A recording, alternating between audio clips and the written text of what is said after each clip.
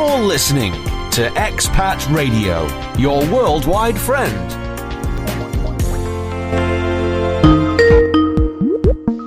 Wow, I just got taken back about probably a long time ago, 25, 30 years ago. Good morning, Chris. Good morning, Dave. Good morning.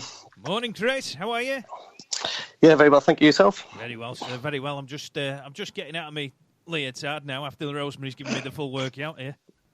The chaff is horrendous. I'm so glad she's back. Oh, yeah. Were you doing the exercises, girl? Were you there in your pajamas doing everything? I was not doing the exercises because I was laying in bed, but I love Don't want to know Rosemary. about your personal problems. Just get on with the show. Don't want to know about Phil. Blame me now. Laying in It's bed. one of those mornings, right? Yeah, it's very naughty. Yes. Oh my gosh. Well, welcome to The Heartbeat, everyone. I'm Christine Saunders, and I have a very special guest today. Chris Peden is with me, and I'm going to let him introduce himself in a second, but I wanted to talk about why I have invited Chris on. I've been following him on Instagram for probably a few months now, and he's got some really good content, really good motivation, inspiration. Have you been stalking him as well? Have you been giving him grief? I hope you haven't been, messaging when you shouldn't have been at daft o'clock at night and all that carry on. Well, my midnight is y'all's morning, so it's kind of okay, right? Well, only Chris can tell you that. I know, right? I may have stalked him a tiny little bit. Really? Yeah, kind of, maybe. But anyway, he was gonna be on back in March, and we've postponed it, and now we're here today, and I get to share his journey, and he gets to share his story with the world. So I have this calling lately, as we know, that I'm bringing these really inspiring, powerful men who are okay with, talking about feelings and talking about things that most men sort of shy away from. And Chris is one of those. So today, Chris, will you introduce yourself and tell us all a little bit about you? Yeah, sure. So, first and foremost, thank you for having me on the show. It's a pleasure to be on. Like you say, my name is Chris Peden. I'm currently 36. I'm an online personal trainer. Currently living in Portsmouth in the UK. That's cool. So, yeah. And so I know we're going to dive into your story and some of the things about you. And my first thing that I actually wanted to talk about was you just went on a really awesome vacation to a district in the UK that I want to know about. Where did you go? Yeah, so I'm originally from the Lake District in the northwest of England, and I took my mum and my sister still live there. And I took my 12-year-old daughter back home for the week to visit last week. It's been the Easter holidays, so we managed to get out and about and show her the lakes and show her how beautiful. It's probably, in my opinion, it's probably one of the most beautiful parts of the UK. So from a very biased opinion, but I think from the amount of people that do kind of go and visit the place, I think a lot of people would agree. So yeah, and the weather was perfect, and we got to do some adventure stuff in the forest and the woods, and just get out and about and just see the sights, really. Yeah, so it was pretty cool to do and show her kind of where I'm from, because I don't get many opportunities to do so. Yeah, I thought it was really cool that I saw you. Well, I'm not sure. I didn't see you, but I saw her do zip lining and rope obstacles, and I'm assuming you did them too. And I don't know if I could do those. Yeah, it was pretty fun. So obviously there's a kind of franchise around the UK called Go Ape. So it's all the high line kind of treetop zip lining, just adventure stuff. So you're basically operating at 20, 30 feet in the air, crossing little bridges, and you're constantly strapped on to these zip lines. So yeah, she went ahead of me. I think she was more fearless than I was. I think when you get a little bit older, you've got more to you understand the fear factor. So, but yeah, and I just it was up to me to kind of stick behind her, make sure she was kind of clipping in onto the lines properly, and then just letting her go and enjoy herself, really. And then I kind of stayed behind, filmed what she was doing so she could have some fun, and chased after her, I guess. Yeah, that was really fun, because I was like, she is a brave little girl. Oh, she loved it. Yeah, I think it's the first time she's done anything like that, but completely fearless. And it was good to kind of do something active like with that, and it kind of, the lifestyle I lead in terms of being in the fitness industry and everything else, it kind of made me feel sort of privileged to be able to do that kind of thing with my daughter, and kind of to be there and do those kind of activities. Right. And it probably puts a little bit of perspective in from how do we get fear and, all those emotional things from the time we're born to the time we are now. So let's take a quick break, and then when we come back, we'll dive into, your story and some questions and answers. And we're going to go out with Claire Richards, Shame on You, and we'll be right back with Chris Peden. Cool. What a zippy song. That's fantastic. Welcome back to The Heartbeat with Christine Saunders and my special guest, Chris Peden, this morning. And we are going to dive into a little bit of Chris's story. So as you all know, this show is really about, everyone's story matters, and everyone should speak their truth. And so I always invite people to talk about their story and anything relevant that they want to share with the world about themselves. So now is the time that Chris gets to do that, and we're just going to have a conversation and just dive into a little bit more of who is Chris Peden. Cool. Like we briefly just spoke about, I grew up in the Lake District, in the northwest of England. Originally, I was born in Scotland, but we ended up growing. My family had moved to the Lake District and grew up. So, despite the English accent, I'm still proud to call myself Scottish. Nice.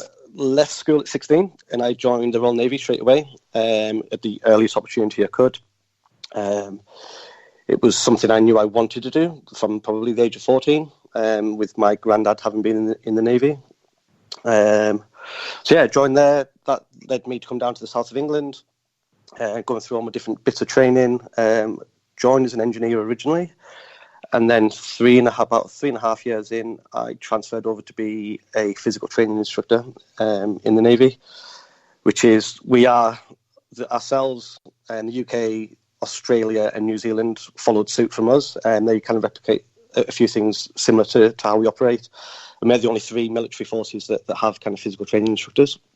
So it's quite a unique thing compared to other military forces.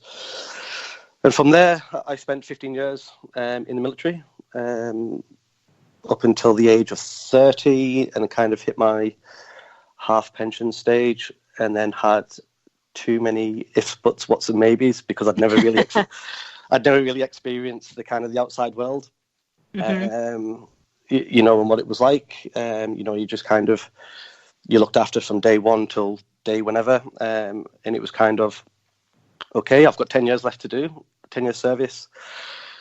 Do I leave at 30? Well, 31 by the time I'd left, or do I leave at 40 when they're telling me to go? What's going to be the right move? And I kind of had a lot of deep thinking to go through, and just sort of felt it was the right time to go and give myself an opportunity on the outside. And then that was 5.5 years ago. Wow. So my final date in the Navy was in September 2013. Since then, I've obviously stayed in the fitness industry. I helped a friend get set up in a private gym facility, worked there for a bit. But I also was trying to get set up with a supplement, a sports nutrition supplement store. I had my opportunity to kind of go completely solo and have the nutrition all based within a shop, in a bricks and mortar store. Had that roughly for around about 2 years, and that just kind of run me deep into the ground, physically, financially, mentally, and that's when I kind of took a back step into training again, back into working in gyms, into personal training. And then it's just been that kind of avenue from there, really. And I think up until roughly about 18 months, maybe just shy of 18 months ago, I decided to go fully online and step away from the gym, just because of the age I was and the environment I was working in. I was kind of like, what's the next step? What's the kind of next progression for me? I was just like, well, let's go online, let's give it a go. I was already working with a few people online anyway, and I kind of just made that jump to think, like, this is what I want to pursue. It's going to allow me a little bit more freedom and flexibility to then have potential other opportunities available to me, and not be completely tied in and restricted. And that was a bit of a roller coaster of a journey, but I was stubborn enough to kind of for it to pay off, and just kind of grind through. And yeah, that's kind of took me up until now where I'm at in terms of my history of work and sort of a bit of private life, I guess. The progression is awesome. So, you talked about the military and going into the Navy as soon as you possibly could. So because of your granddad, so what made you decide that? Like, what was the factor? Like watching your granddad do that, or? Yeah, I think obviously growing up, I mean, I never experienced him being in the Navy. But whenever he would babysit or look after us, he would always tell us stories of being in World War II and all the other bits and pieces, and other, like when he was deployed away on ships, and he always just had amazing stories to tell, and it just became fascinating. And then one of my good friends who I grew up with, who was a little bit older than me, he joined roughly around, was it about a year and a half maybe before me. And again, just seeing him do that and going away, and it was kind of like, cool, that's what I'd like to do. I think and my mind was just kind of made up. I think I kind of just knew that's because it's not in the Lake District, as much as it's beautiful, there's not a lot there, and unfortunately, there's a couple of sites there in terms of and there's a place called Sellafield Nuclear Power Centre, and it employs thousands of people, and the people that do work there get paid very well, but it's all trade stuff and electronic stuff and whatever, and it kind of once you get sucked into that kind of bubble, like it's hard then to get out of because you're in a very well paid job, but apart from that, there's nothing else to do. It's a very quiet place. Once things shut down, once shops close or it's the evening, it's very quiet. There's not much to do. And it's kind of like I want to get out of the place and just experience more and see if I can give myself some better opportunities. Right. So rather than stay there and go into what everyone else does, which may or may not be your passion for some people, it may be. Some people it might not be. Taking that leap to just do something new and scary at age 16, did you say? Yeah, 16, yeah. So I left, I did all my final exams at the age of 15. So I was born in August, so I had a late school year. So I was one of the youngest in the school in terms of my school year. Did all my final, which are known as GCSE exams in the UK, in the sort of June, July, picked up my results in the August.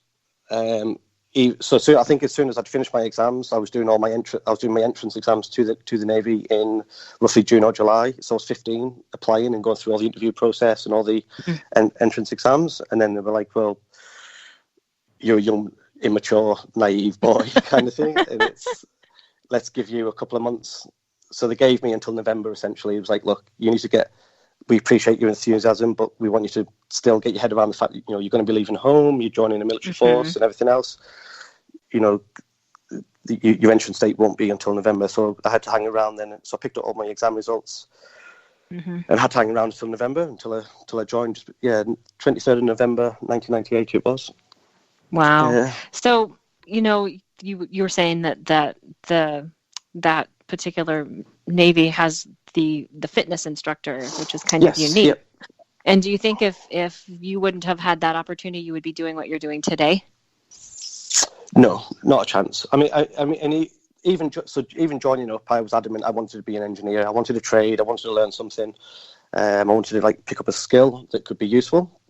So I didn't really pay too much or know too much about the sort of the physical training branch that was in the Navy until I joined. And then you're going through this 8 weeks of basic training, and you're down at the gymnasium getting, shouted at, told what to do, running around, and and you've got this first experience of these people that are just sort of like looking down on you and telling you you're no longer a mummy's boy, like sort your shit out. You're here now, you're in the military, kind of this is the way it's got to be, because they're trying to transform you into being a civilian, into someone who's military. That so there's a purpose behind it.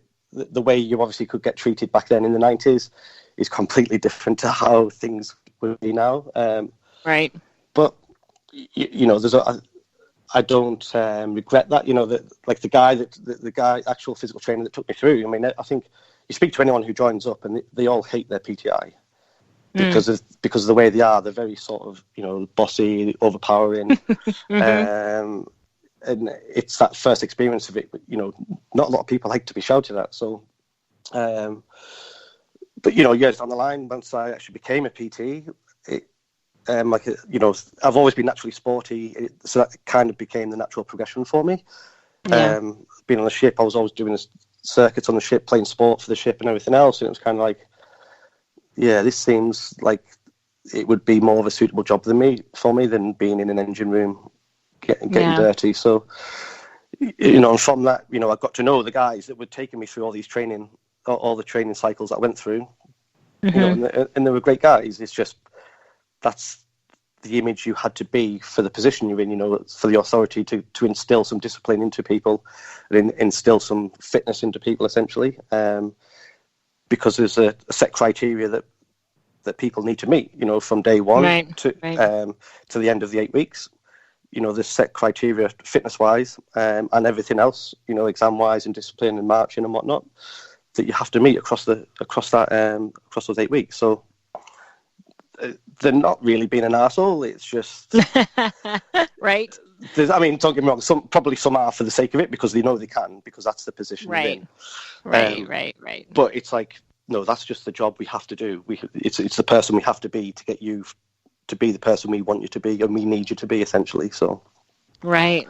Oh, that is also fascinating to hear. I'm always really fascinated about people who speak of the military and those sorts of things. So I want to keep talking about this experience and how it shaped you when we get back from a song, Sam Cool. Smith, Dancing with the Strangers, and we'll be back with Chris Peden on the Heartbeat. Cool. Oh, Dave, where did you find that song? It's fantastic. Well, I have them all hidden away, just that's me sit-up song, that, when I do. Chris will know about this. When you're doing the funniest thing, right, years ago, when I started training, when I was, this was all with football training, but we were doing there was 3 lads doing the sit-ups, and we had this, the sit-up chair that you have. Well, there was all these doormen in this gym, Walton Park gym it was in Sale. Never forget it. And there's all these doormen with massive beer bellies, all bench pressing, trying to look the part, nothing, legs like bloody toothpicks, massive guts, and trying to build their chest up. So they're there on this bed, and me and these 3 other lads that are up from the football team, we're all doing these sit-ups and leg raises on this chair, you see. And the idea was you go right back. One of these guys thought that as he was watching us, one of us, you have to lean right back, don't you? You sit on the chair and you go right back, and your head's virtually touching the floor, and then you come straight back up again. You see, well, these daft buggers that were on the bench press, one of them panicked, thinking we were falling off the chair. So he's run over and grabbed this lad. He's going, "What are you doing? You're right." He goes, so the guys grabbed him and said, "What on earth's wrong with you?" He said, well, "I'm doing the sit-ups." He said, "No, I thought you were going to fall off." He said, "No, you fool." He said, "No, we didn't realise what that chair was there for. We didn't know what the exercise was that you had to use." Yeah, but sounds like they've not experienced a sit-up in their life. Aye, yeah, never done a sit. The only sit-up they'd ever done was getting out of bed. That was it. Oh my God, that's probably a sight to see. Oh my gosh. So welcome back to The Heartbeat with me, Christine Saunders, and my special guest, Chris Peden, today.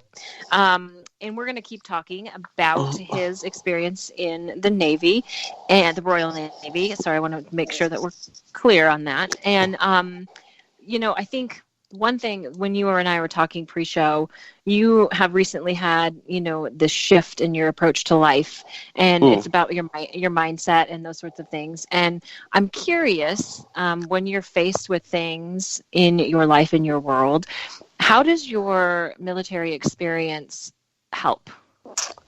I think it's been a help, but also a hindrance in one sense, and I think that's why recently there's been a shift for a while, but I think more recently there's just been this whole sort of implosion of shit, I need to stop being this way. And I think obviously when you join up, especially joining at such a young age, and it's just that whole kind of man up, get through it, you haven't got your family around you now, it's up to you, you've just got to get through, and you're told just to sort of put on this brave face all the time and constantly just grind through and just do what you got to do, don't express emotions, you're not here to be weak. And I guess then that kind of gets instilled into you a bit. So it allows you to get through a lot, like any tough situations you've been in. You know, I think over the last 20 years, especially from joining up until like now, it's allowed me to get through things, but it's also made me bottle up a hell of a lot of emotions and not actually deal with things properly.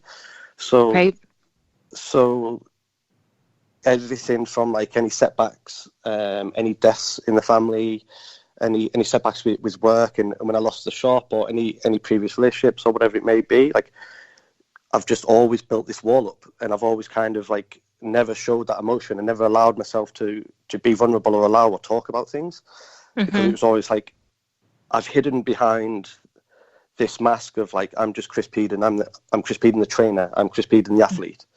I've never been like, okay, this is Chris Peden the person who actually, like, it's okay to say this or that, or it's okay to feel sad or whatever, you know. But we've been sort of, it was just instilled to you like, no, just crack on, like you've just got to be strong all the time. You're not allowed to break down. So I think it's helped. Like it's more. I'm forever grateful for my experience in the military, because it shaped and molded me into being who I am. It instilled a lot of discipline into me, a lot of morals, a lot of work ethics. But then on the flip side, I look back, I think a lot of the things of how I've been on a personal level has probably been built up over that time from being in the military as well, which hasn't helped, and is not, you know, it's not ideal to then to be able to obviously move forward or be in a loving relationship, or you know, be open and sort of, you know, have that bond with my daughter, because you're just always shut off. You're always this kind of this person that appears heartless, that appears like they've got no emotion, whereas deep down you do. It's just that you've learned to suppress it all constantly, and yeah, like, you know, so I was just always working. You know, I've worked on my body for years and my athleticism and everything else, but completely neglected kind of that whole flow of like mind, body, spirit. Like there's a process. You know, I was never really working on myself, like only ever physically, not mentally. And I think then, yeah, just recently, I think from last year, I started kind of. There's a couple of podcasts I follow, which I've been involved with, the MFCEO project with Andy Frisella and the Ed Milet show, and they've helped me shape in terms of who I want to be as a person and everything. And then there was some books that I started reading last year as well, which started kickstarting that process of working, identifying like, I've got to stop being this person. I need to start being different, you know. And they were like The Law of Attraction from Michael J. Lozier, The Mask of Masculinity from Lewis Howes, The 12 Rules for Life from Jordan Peterson, and Hustle, Believe, Receive from Sarah Centrella. So, and I started from all those. I was starting to do the work on myself, but not enough. It was like this large onion, only peeling back a little bit of a layer at a time. Right. So it wasn't being done fast enough, and I knew that I needed to change, but I was still sort of hiding behind these masks. And then recently, it was kind of like that mask was just completely ripped off. I became such a recluse with everything, only focused on work, and real, you know, I started becoming like too isolated, you know. And it just all exploded. And it was just like, wow, like, and it was, the mask had to be ripped off. Like I had to go through that emotional pain and everything else that was going on to then be able to grow and move forward. Right.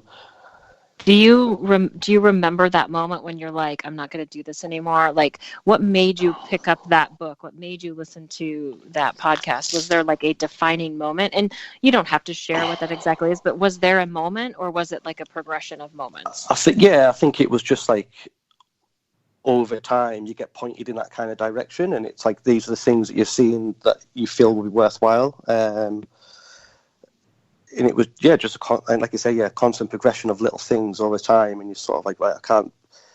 And then you start realizing when you're reading those, or you hear the different guests that they may bring on, or the way they talk on the podcast, as an example. And you're like, yeah, like that is who I am, or what I'm about. But it's still, it's okay knowing, but it's then being able to actually show it. Right. And I think what's awesome is that you saw that in someone, or you heard someone say something. And what's really cool is you've are now making that shift, and people are listening to you.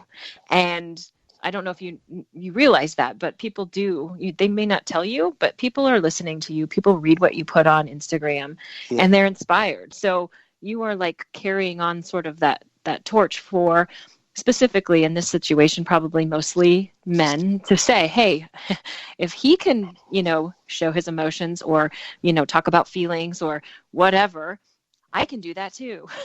Yeah. Did you realize that's what you're doing? Only when a couple of people did actually reach out to me. They private messaged and said, like, thank you for some of the stuff you're posting, and it's really helping me out.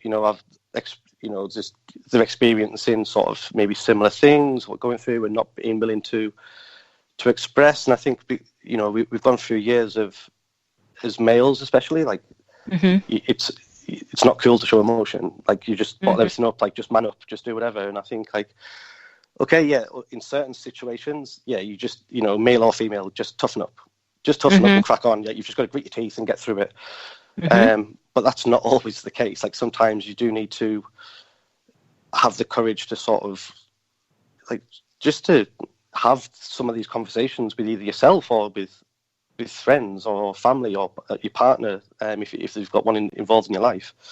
And that was something I've never been able to do. I've never been able to open up and have those conversations. I've just bottled it. I've just shut it all off and bottled it all up, put it to the back of my mind. And and that's been 20 years of dealing with that. And I think 20 years just exploded all in one. And that was then hard to deal with. Right. Once you worked through that, was it like, Oh God, yeah. I mean, I had a card reading back in October. So I was working on some fitness and yoga retreats out there. So I was starting to get into that whole kind of mindset of, mind, body, spirit, kind of, yoga and, being at one, just taking time out to think of your thoughts and, simple meditation stuff. And I kind of chose to have that card reading with one of the guests that was there, and we've become good friends since, and that just helped explain a lot of things from what I was going through, what I was searching for. It just helped clarify everything, and then she's like, she could see that I was a worrier. I was constantly in a state of worry, thinking, like, will it happen? Will this happen? Will success happen? Will financial stress, will love come into my life? And it was nice to get that. And then more recently, having some honest conversations with friends. And then I spoke with her again, and it took a huge weight off my shoulders, and it just felt like I could breathe again. And it just felt like, no, this is who I am. This is the ability for me to kind of, I'm not afraid to express. And if I'm talking about love, or if I'm talking about gratitude or prayer, because I am Catholic, but I don't practice it or preach it really. I pray occasionally, but I've never been one to go to mass all the time, as an example. But not afraid to kind of put that out there and not really worry what people think if I do. Right. Whereas before, it always had to be about fitness. It always had to be about, look, this is me. This is me when I'm competing, or this is me when I'm doing sport, or that was just me. I was always just thinking I'm the athlete. We're always wearing the athlete mask and always hiding behind that and thinking that's who I was supposed to be, rather than, being accepting of everything, I guess. Right. Let's take a quick break, and we come back. We'll keep chatting about this, and then we'll get everyone some information how they can get a hold of you and follow you, because you guys are definitely going to want to do that. So we're going to take a quick listen to Rita Ora, Let Me Love You, and we'll be right back. You're listening to Expat Radio, your worldwide friend.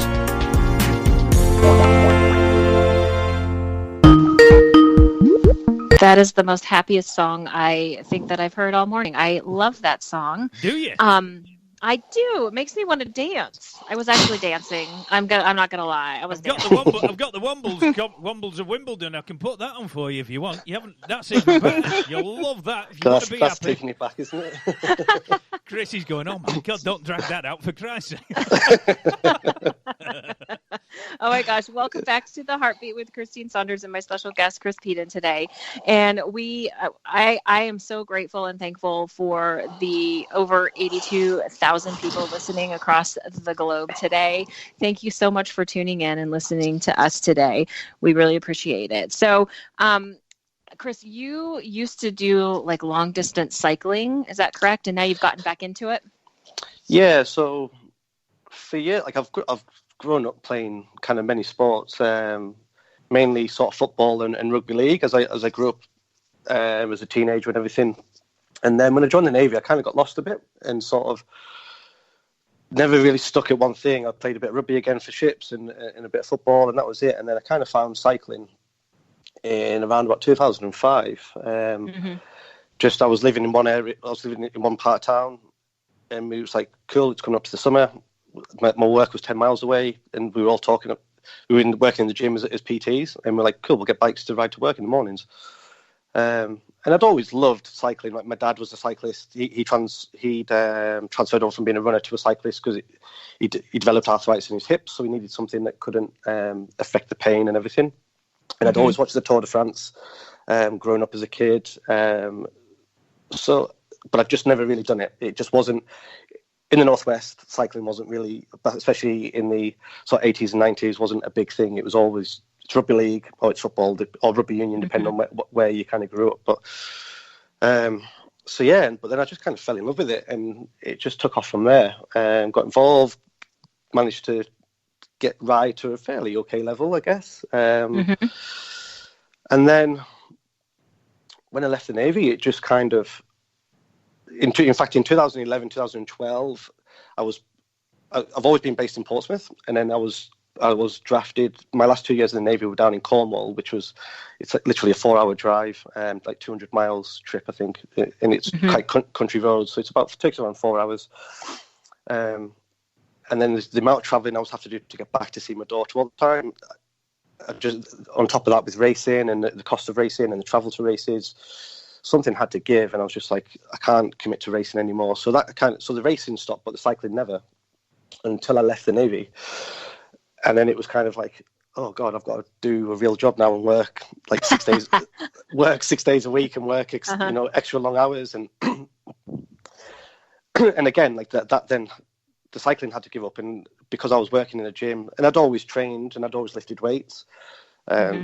But it just became that natural progression to, cool, well, I'll just lift more. I'll give my goal of now trying to put on some weight and put on some muscle. And that's what I've done for the last 5 years.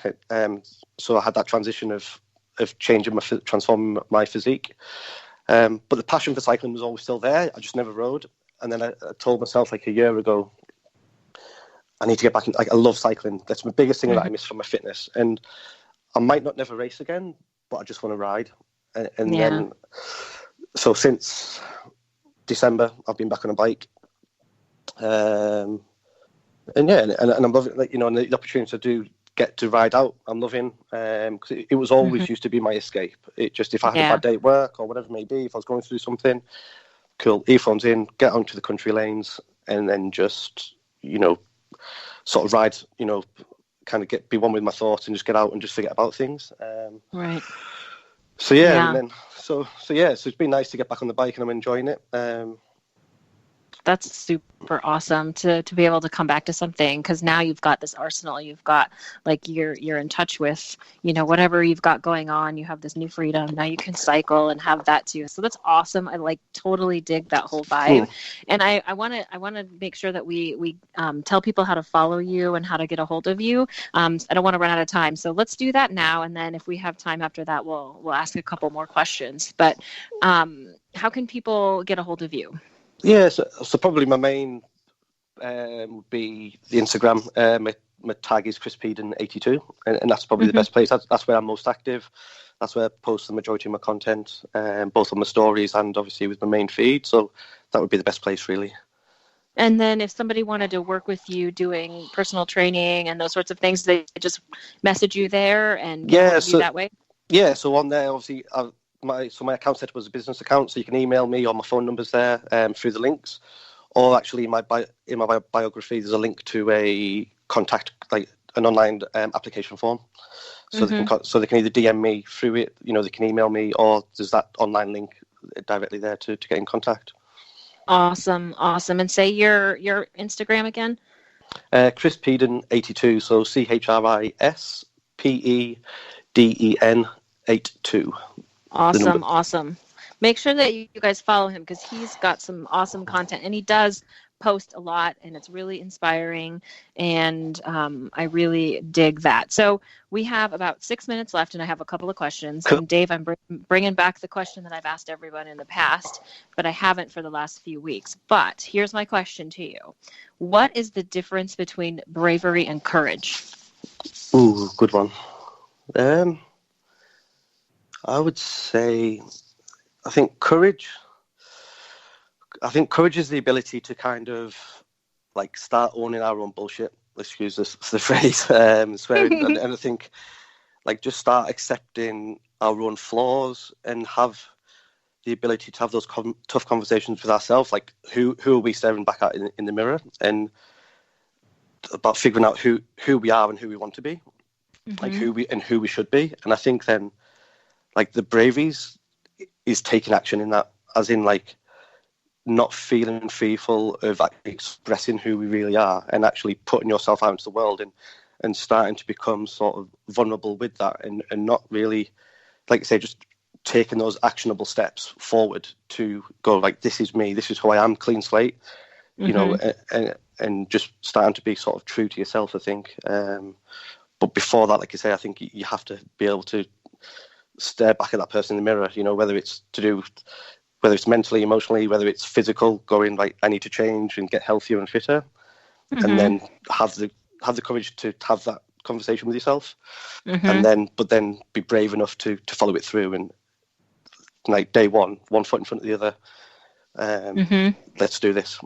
Yeah. Do you feel like that if I would have asked you that question 10 years ago, it would have been different? Oh, 100% so. It would never have been on a sort of mental, spiritual kind of level of like really getting really like going deep with it. I think it would just be about like, yeah, just don't be fearful, just crack on and be. It's just, I don't even know what I'd have been able to say 10 years ago. Right. My last question for you is, who inspires you the most and why? I don't think I've got any one person in particular. You know, I take inspiration from my parents. I take inspiration from like my peers. Some of my really good friends who are in the fitness industry who are doing really well, you know, who I can learn from and we can sort of bounce ideas from. I take inspiration from people who I see doing what, you know, just being good people, like, you know, some single parents who are building businesses and the way they're looking after the kids and everything else. And, you know, it's inspiring to see, and it makes you want to be better and do the same sort of thing, you know, especially like I'm essentially a single father to my daughter that lives with her mum. But then I think more figurehead wise, more recently would probably be the singer Mike Posner. And if people aren't currently following him, I wholeheartedly, you've got to follow the guy. Like the shift he's made since kind of, you know, the whole, like his father passed away, Avicii, who was a good friend of his, obviously the DJ passed away, and then the shift he's made mentally, spiritually, physically, and how he's opened up. Like, again, a very similar journey to what I'm now sort of going through. He's sort of, you know, he's way, you know, more steps ahead of me. And just being vulnerable and expressing and not being afraid to show that. And he's done a lot of podcasts recently talking about it all, and it's the way he's expressing himself. His recent album is amazing. That's a story in itself, taking you through it. His song Move On helped me through this period. Currently, that just got played on repeat. And then he's currently walking across America. He's taken a year out and walking across America. Wow.